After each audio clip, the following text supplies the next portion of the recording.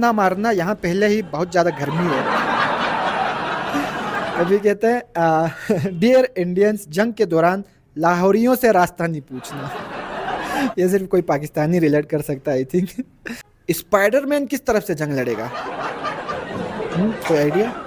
नहीं, मुझे भी नहीं आइडिया। अगर हिंदुस्तान ने हम पर हमला किया तो उसका वो हाल करेंगे जो हमने अपना किया हुआ है। ये बड़ी अच्छी बात है। अगर इस दफा भी जंग ना हुई तो मेरा तो जंग से भरोसा ही उठ जाएगा। अगर बारिश हो गई तो दोनों को एक एक पॉइंट मिलेगा। इंडिया के तो लड़के भी प्यारे नहीं हैं, किसी और मुल्क से जंग कर लो। कोई जंग का डेट बता दो, मैंने उस दिन शादी करनी है ताकि मेरे शादी पे फायरिंग ज्यादा हो। You got a point bro. अच्छा, फिर कहते हैं कराची आओगे तो मोबाइल घर छोड़ के आना पड़ेगा।